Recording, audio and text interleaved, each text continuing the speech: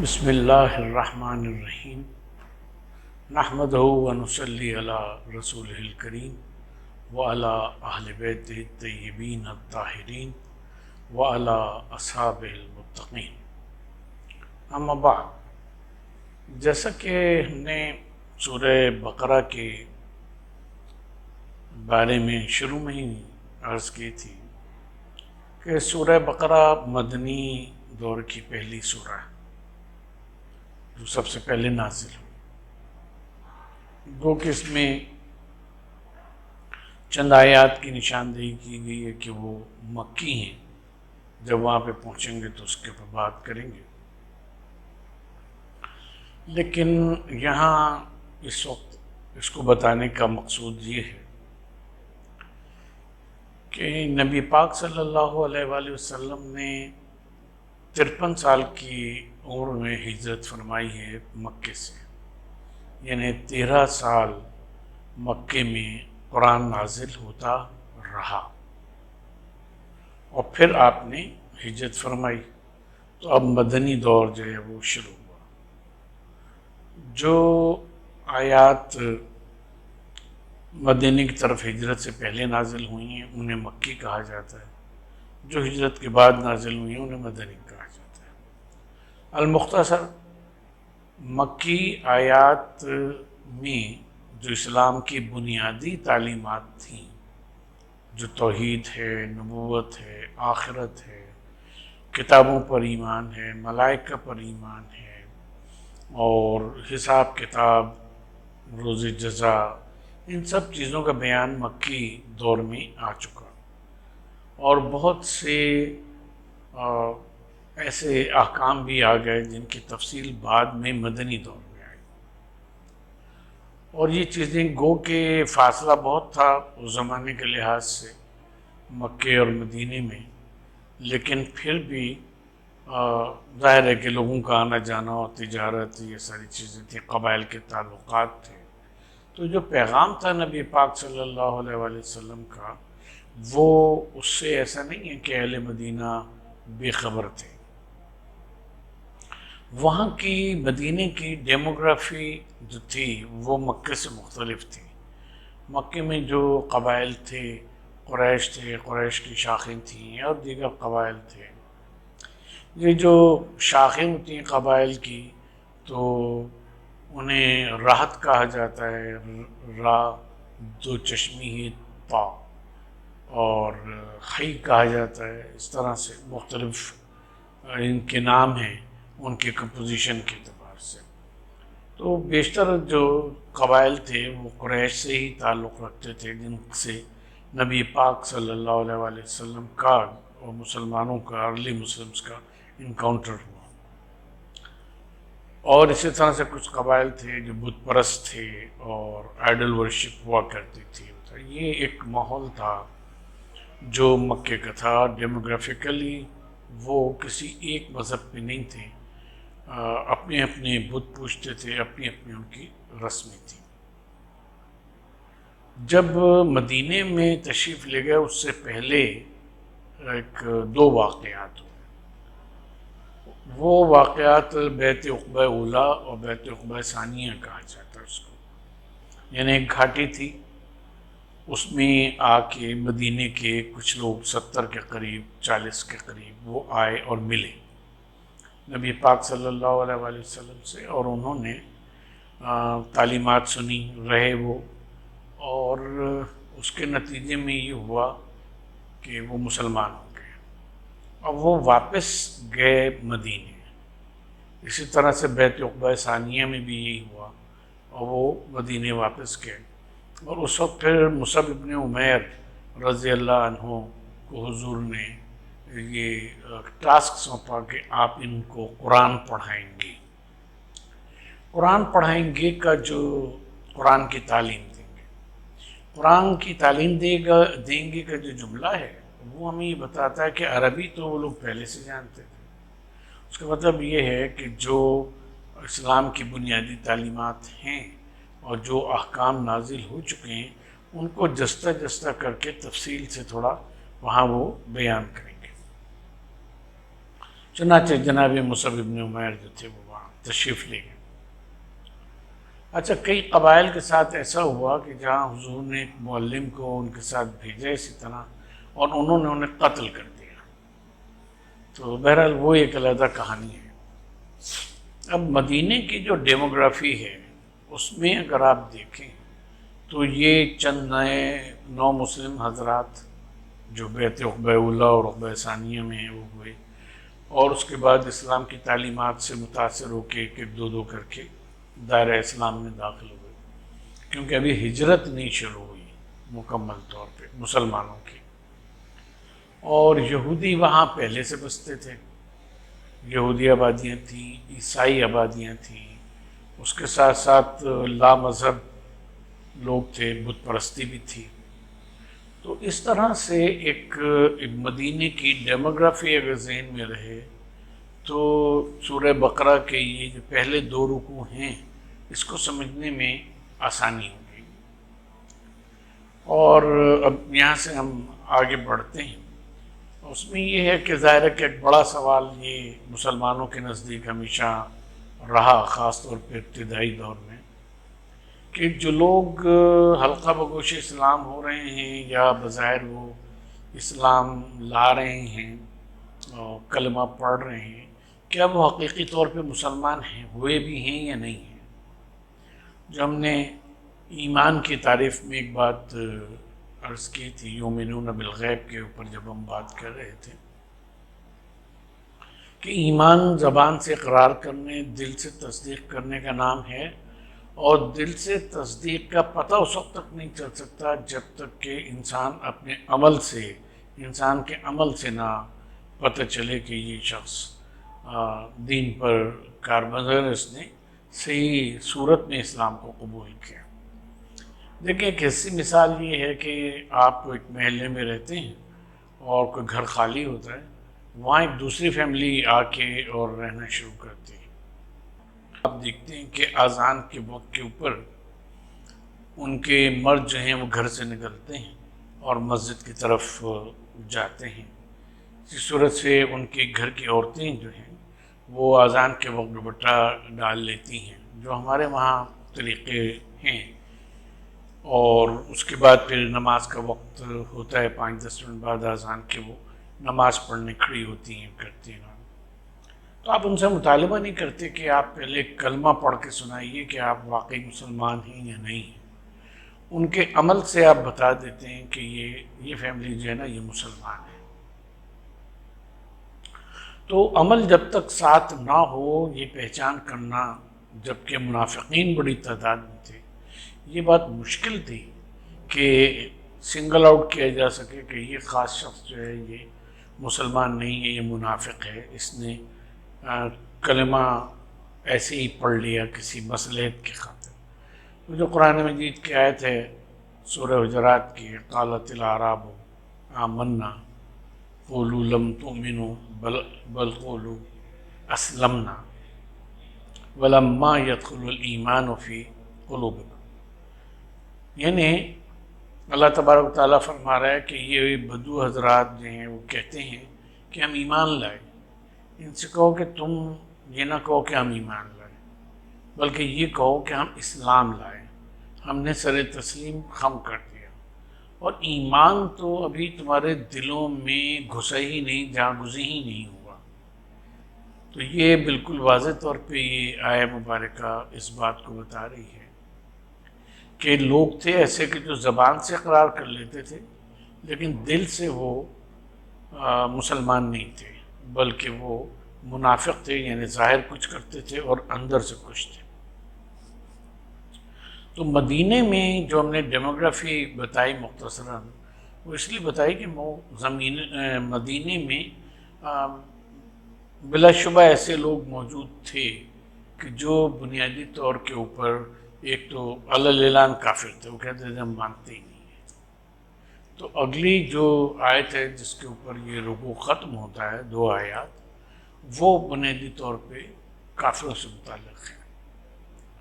اور اس میں یہ فرمایا گیا کہ آپ انہیں ڈرائیں یا نہ ڈرائیں، وَسَوَاءٌ عَلَيْهِمْ أَأَنذَرْتَهُمْ أَمْ لَمْ تُنذِرْهُمْ لَا يُؤْمِنُونَ۔ کہ جن لوگوں نے کفر کا راستہ اختیار کیا، آپ ان کو ڈرائیں یا نہ ڈرائیں، یہ ایمان لانے والے نہیں ہیں. It is all one to them. یہ ان کے لیے برابر ہے کہ آپ انہیں ڈرائیں یا نہ ڈرائیں، یہ ایمان نہیں لانے والے. والذین کفروا، یعنی جو لوگ ہیں بنیادی طور کے پر جنہوں نے انکار کر دیا. یہ فعل ہے، یہ نہیں کہا گیا کہ جو کافر ہیں، بلکہ یہ کہا گیا کہ جن لوگوں نے کفر کیا، فعلاً کفر کیا، ان کے لیے برابر ہے کہ آپ ڈرائیں یا نہ ڈرائیں. جب ترجمہ اس کا یہ کیا جاتا ہے تو ہم یہی ریپیٹ کر رہے ہیں. یہاں پہ ہم یہ بتا دیں کہ جب یہ سواء کا لفظ آتا ہے تو بنیادی طور پہ اس کے معنی یہ ہوتے ہیں کہ سچویشن بدلنے والی نہیں ہے. کافر ہیں یہ، انہوں نے جھٹلا دیا دین کو. اب آپ ان سے کہتے ہیں کہ دیکھو جو پیچھے متقین کی صفات آئی ہیں، غیب پر ایمان لاؤ، نماز کو قائم کرو، انفاق کرو فی سبیل اللہ، اور اس کے ساتھ ساتھ یہ ہے کہ آخرت پر ایمان لاؤ، اللہ نے جو کتابیں نازل کی پہلے اور جو اب نازل کی ہے ان سب پر ایمان لاؤ کرو، کیونکہ تمہاری فلاح اور نجات جو ہے وہ اسی سے ہے. تو وہ اس کا انکار کرتے ہیں، وہ کفر کرتے ہیں. وہ کہتے ہیں کہ نہیں، کفر کے معنی عربی زبان میں بہت سارے معنی ہیں، لیکن اصل میں دو بنیادی معنی ہیں اس کے. کفر کے معنی چھپانے کے. چنانچہ جو گورکن ہوتا ہے جو قبر کھود کے اور مردے کو اندر چھپاتا ہے، اس کو عربی میں کافر کہتے ہیں. اسی صورت سے جنگوں میں یہ ہوتا تھا کہ لوگ خود پہن کے اور زرہ پہن کے اس طرح سے نکلا کرتے تھے مقابلے کے لیے میدان جنگ میں کہ یہ پہچان نہیں ہوتی تھی کہ یہ شخص ہے کون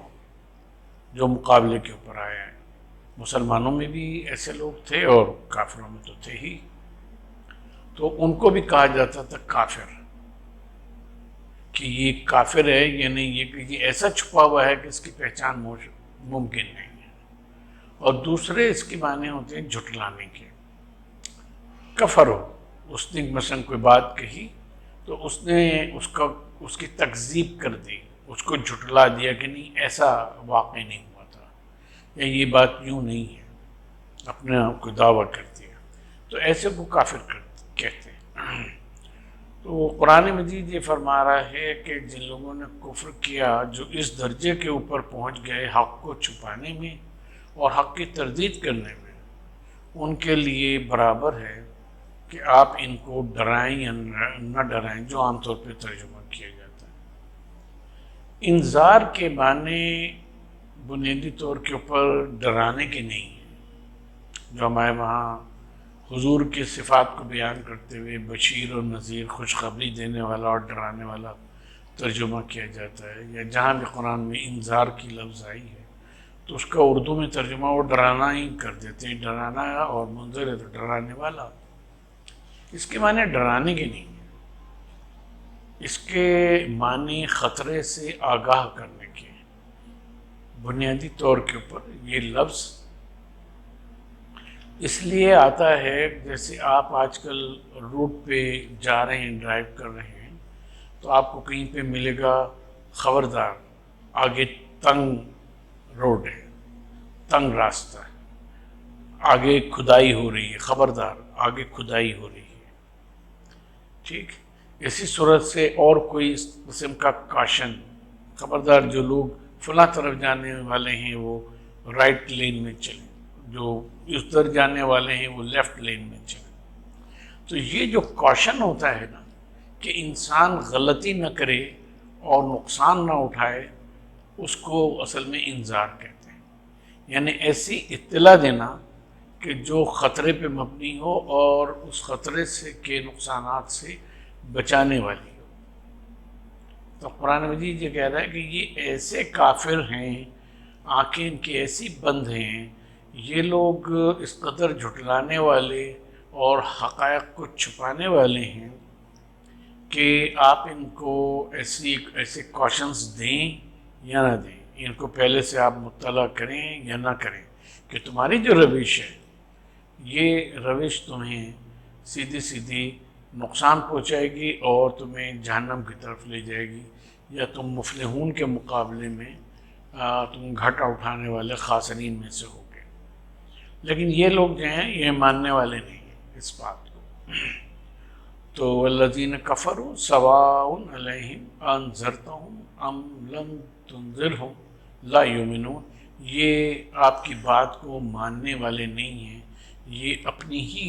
چلائیں گے۔ اچھا، اب اس میں یہ ہوتا ہے کہ ہم پھر آپ کو مثال دیں ایسی کہ ہمارے وہاں گھرانوں میں اس قسم کی خاص طور پہ عورتوں میں گفتگو ہوتی ہے، اور کبھی کبھی مرد بھی اس میں انوالو ہوتے ہیں۔ یہ چیزیں ہم اس لیے بیان کرتے ہیں کہ آپ کا فہم اپنے معاشرے سے قریب ہو، قرآن مجید کا فہم آپ کے معاشرے سے قریب ہو جائے۔ کہتے ہیں مثلاً اپنے بیٹے کے بارے میں ماں بات کر رہی ہے، وہ کہتی ہے جب سے اس کی شادی ہوئی ہے، بہو آئی ہے ہماری، جب سے لگتا ہے اس کی آنکھوں کے اوپر پٹی بن گئی ہے، اس کو کچھ نظر ہی نہیں آتا،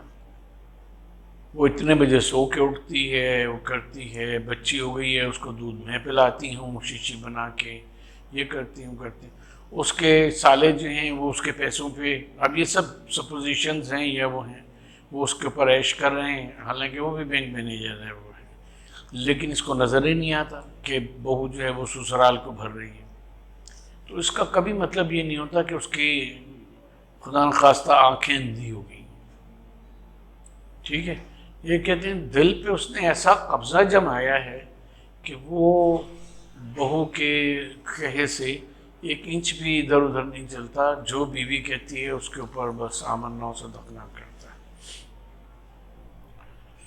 مطلب یہ کہنے کا کہ یہ سوچنے سمجھنے کی صلاحیت سے محروم ہو گیا اور اس میں چیزوں کو ریئلائز نہیں کیا جاتا۔ تو یہ مثال ہم نے اس لیے دی کہ اگلی جو آیہ مبارکہ ہے وہ اسی طرح کی چیز بتا رہی ہے،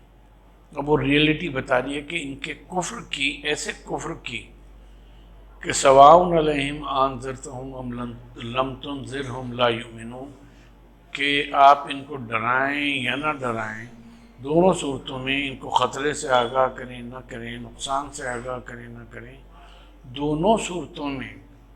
یہ ایمان لانے والے نہیں ہیں۔ وجہ اس کی کیا ہے؟ ختم اللہ علی قلوبہم وعلی سمعہم وعلی ابصارہم غشاوہ۔ اللہ تعالیٰ فرما رہا ہے کہ یہ وہ لوگ ہیں کہ جن کی آنکھوں کے اوپر اللہ نے پردہ ڈال لیا۔ ختم اللہ علی قلوبہم یعنی اللہ تبارک تعالیٰ نے ان کے ذہنوں کے اوپر، ان کے عقول کے اوپر اللہ تعالیٰ نے مہر لگا دی۔ وعلی سمعہم اور ان کے کانوں کے اوپر سننے کی صلاحیتوں کو بھی اللہ نے بند کر دیا۔ وعلی ابصارہم غشاوہ اور آنکھوں کے اوپر ایک پردہ ڈال دیا۔ اب اس میں عام طور پہ مفسرین نے جو جبر کے قائل ہیں وہ یہ کہتے ہیں کہ اس میں مراد یہ ہے کہ انسان کو اگر صحیح راہ نہیں نظر آتی تو وہ اللہ تبارک و تعالیٰ نے اس سے وہ صلاحیت چھین لی ہے، اس لیے نہیں نظر آتی، اور اس کی دلیل یہ ہے مبارکہ ہے ختم اللہ علی قلوبہم وعلی سمعہم وعلی ابصارہم غشاوہ وَلَهُمْ عَذَابٌ عظیم، اور پھر اللہ تعالیٰ یہ بھی کہہ رہا ہے کہ ان کے لیے عذاب عظیم ہے۔ تو یہاں پہ سوال یہ پیدا ہوتا ہے کہ جب اللہ نے ہی ان سے سمجھنے کی صلاحیت، سننے کی صلاحیت، اور اس کے ساتھ ساتھ اللہ تبارک تعالیٰ نے ان سے دیکھنے کی صلاحیت، حقائق کو دیکھنے کی صلاحیت چھین لی ہے، تو پھر وہ عذاب کیوں دے گا؟ پھر وہ عذاب کیوں دے گا؟ اور ظاہر ہے اسی لیے وہ حق کی بات کو رسپانس نہیں کر رہے، اس کے اوپر رسپونڈ نہیں کر رہے کہ آپ انہیں ڈرائیں یا نہ ڈرائیں، وہ ایمان لانے والے نہیں ہیں۔ والذین کفروا سواء علیہم انذرتہم ام لم تنذرہم لا یؤمنون، کہ وہ ایمان تو لائیں گے، کیوں نہیں لائیں گے؟ کہ اللہ نے ان کے اوپر مہر لگا دی، ان کے دل کے اوپر، ان کے کانوں کے اوپر اور آنکھوں کے اوپر پردہ ڈال دیا اللہ تبارک و تعالیٰ نے۔ تو عزیزان محترم، یہاں سمجھنے کی یہ بات ہے کہ پہلی بات تو یہ کہ قلب یعنی عقل اور سماعت کے اوپر مہر کی بات کی گئی۔ مہر کو ہٹانے کے لیے مہر کو توڑنا پڑتا ہے، مہر کو توڑنا پڑتا ہے، اور آنکھوں پہ پڑا ہوا پردہ جب ہٹانا ہو تو بس وہ سرکا دیا جاتا ہے اور آنکھ جو ہے اس کو اس کے بیاونڈ دیکھ سکتی ہے، دیکھنے لگتی ہے۔ تو یہاں یہ دو لفظ استعمال کیے، غشاوہ کا لفظ ہے اور شروع میں ختم کا لفظ ہے۔ اور تیسری جو بات ہے وہ یہ ہے سمجھنے کی کہ اللہ تبارک و تعالیٰ نے یہاں انسان کی مجبوری بیان نہیں کی ہے، بلکہ یہ چیزیں معنوی ہیں۔ عقل سے جو کچھ آپ سوچتے ہیں وہ بھلے آپ مادی چیزوں کے بارے میں سوچ رہے ہوں، لیکن وہ سوچ جو ہے وہ خود اپنی جگہ میٹر نہیں ہوا کرتی۔ اسی طرح سے حق کی یا کفر کی ادھر جو بات سن رہے ہیں آپ کے کان سن رہے ہیں، تو وہ آواز جو ہے وہ مادی نہیں ہوا کرتی، وہ تو آپ کے، اور پھر وہ آپ کے فہم پہ مبنی ہے۔ اگر عقل ساتھ نہیں دے رہی تو وہ فہم بھی اس میں آپ کا ساتھ نہیں دے گا، فہم ساتھ نہیں دے رہا تو وہ سماعت بھی ساتھ نہیں دے رہی۔ اب تیسری چیز رہ جاتی ہے مشاہدہ، کہ دیکھ رہے ہیں اپنی آنکھوں سے، ٹھیک ہے، اور وہ مشاہدہ جو ہے وہ صرف اس چیز سے کھل سکتا ہے کہ آنکھوں کے سامنے جو پڑا ہوا پردہ ہے اس کو ہٹا دیا جائے، اور جب پردہ ہٹا دیا جاتا ہے تو اس میں ڈسٹرکشن کی ضرورت نہیں پڑتی، توڑنے کی ضرورت نہیں پڑتی، بلکہ وہ صرف سرکا دیا جاتا ہے۔ تو یہ بنیادی طور کے اوپر جو تعبیر ہے یہ مادی حقائق کے لیے نہیں ہے، یہ معنوی تعبیرات کے لیے ہے۔ اللہ تبارک و تعالیٰ کا وجود کوئی مادی تو نہیں ہے، اس کا انکار بھی مادی نہیں ہے۔ وہ کوئی شخص عقل سے کرنے کی کوشش کرے، کوئی سائنسی دلائل دے، دلائل کبھی بھی مادی تھوڑی ہوتے ہیں، مادی سے ریلیٹڈ ہوتے ہیں، ٹھیک ہے۔ اسی صورت سے آخرت کا انکار ہے۔ ہم کہتے ہیں کہ جو لوگ گزر گئے وہ اب یا برزخ میں ہوں گے یا آخر میں وہ جنت میں یا دوزخ میں جائیں گے، لیکن ہم نے اور آپ نے کسی نے بھی جنت و دوزخ دیکھی نہیں ہے۔ تو اب اس کا جو انکار ہے بنیادی طور کے اوپر ایک معنوی اور عقلی انکار ہے، یہ اس کی تصدیق بھی معنوی اور عقلی تصدیق ہے، اور مشاہدے سے جو کچھ نظر آ رہا ہے وہ ہے، تو یہاں وہ بھی بنیادی طور پہ معنوی اعتبار سے کہا گیا، جیسے ابھی ہم نے ساس بہو کی اور اس کی مثال دی تھی، داماد کی مثال دی تھی، بیٹے کی مثال دی تھی۔ تو ہمارے معاشرے میں یہ ہے کہ اگر بیٹا بیوی کا خیال رکھتا ہے تو وہ کہتے ہیں کہ یہ زن مرید ہو گیا ہے، بیوی کے علاوہ اس کو کوئی نظر ہی نہیں آتا، اور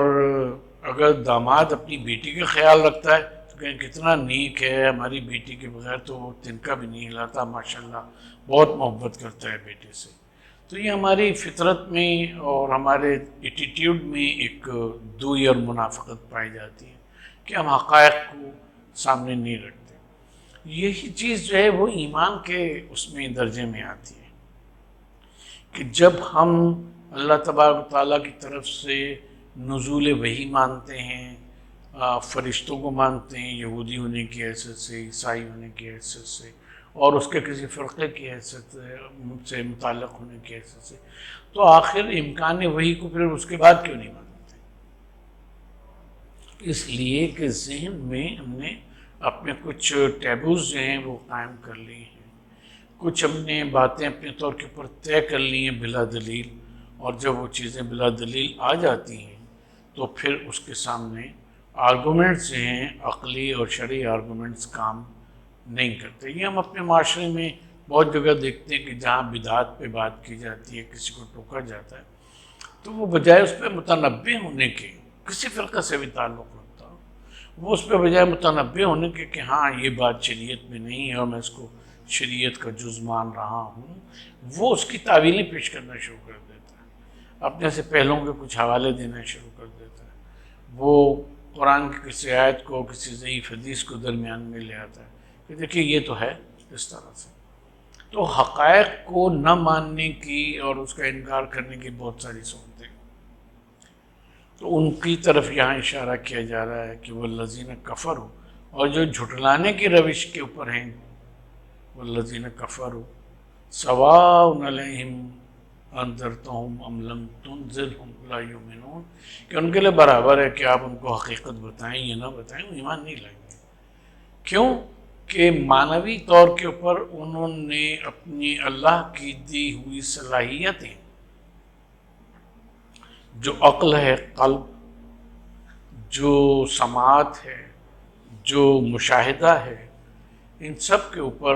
انہوں نے مہر لگا دی ہے۔ یہ چیزیں اللہ کی دی ہوئی ہیں اور انہوں نے اس کو بند کر دیا۔ ختم اللہ کے معنی یہ کہ اللہ کی دی ہوئی ہیں، انہوں نے اس کے اوپر مہر لگا دی۔ تو جب انکار کی یہ کیفیت ہو جائے، اور آپ دیکھیں ایک بات اور اس وقت ضمن ذہن میں آئی تو ناظرین کرام سے شیئر کرتے ہیں کہ اگر دیکھیں آپ اپنے ارد گرد، تو بنیادی طور کے اوپر علم حاصل کرنے کے یہی ذرائع ہیں۔ انسان آنکھوں سے دیکھتا ہے، مشاہدہ کرتا ہے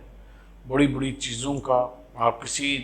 اس میں نکل جائیں، فیلڈ میں نکل جائیں، آنکھوں سے وہ مشاہدہ کرتا ہے، اور یا معلومات کو، علم کو کانوں سے سنتا ہے، پھر عقل سے اس کو تولتا ہے،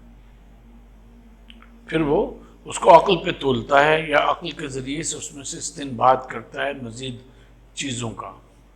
اب وہ مشہور مثال ہے نیوٹن کی کہ اس نے سیب گرتے ہوئے دیکھا، لاکھوں کروڑوں لوگوں نے اس سے پہلے بھی گرتے دیکھا، اس کے بعد بھی گرتے دیکھا، تو یہ اس کے مشاہدے میں آیا کہ وہ گرا۔ اب اس نے اس کے اوپر سوچنا شروع کیا کہ آخر یہ گرتا ہے تو نیچے کیوں جاتا، اوپر کیوں نہیں جاتا، جبکہ ہوا بھی چل رہی ہوتی ہے۔ تو اس نے کہا کہ پہلی سپوزیشن کے نیچے، اس کا مطلب یہ ہے کہ کوئی فورس ہے جو اس کو نیچے کی طرف کھینچتی ہے۔ پتا ہے، پتا ہوا میں اڑتا ہے، اس نے دیکھا بالآخر وہ جا کے زمین پر ہی گرتا ہے۔ کیوں زمین پر گرتا ہے؟ وہ اڑتا ہوا دور کیوں نہیں چلا جاتا؟ جب کتنی ہی دور چلا جائے پھر وہ زمین پہ گرے گا۔ تو اس نے یہاں سے یہ بات نکالی کہ there is gravity in the earth، جس کو pull of gravity کہتے ہیں، کہ وہ زمین جو ہے اس کو کھینچ لیتی ہے۔ تو کیا اس کے مشاہدے نے اس کو ایک چیز کے اوپر سوچنے پہ مجبور کیا، علم دیا کہ چیزیں نیچے کی طرف کھینچتی ہیں، اور اس کے بعد اس نے اس سے عقلی طور پہ یہ لا آف گریوٹی جو ہے وہ اس نے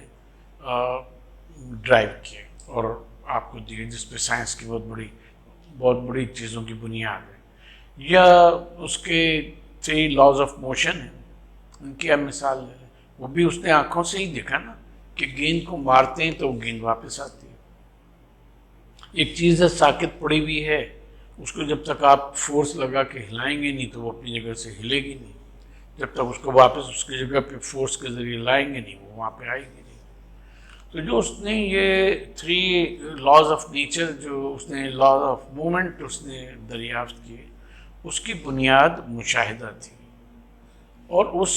مشاہدے کو جس کے بارے میں اس نے پہلے کبھی نہیں سنا تھا، لاز آف نیچر کے بارے میں، لاز آف موشن کے بارے میں، یا پل آف گریوٹی کے بارے میں، اس سے اس نے قلب یعنی عقل سے کام لیا، اور وہاں سے اس نے ایک نتیجہ نکالا۔ یہ لوگ جو ہیں اللہ کی دی ہوئی ان صلاحیتوں سے فائدہ نہیں اٹھاتے، بلکہ انکار کے طرف چلے جاتے ہیں۔ انشاءاللہ اگلی نشست میں اس کو مزید بیان کریں گے۔ وَمَا عَلَيْنَا إِلَّا الْبَلَاغُ۔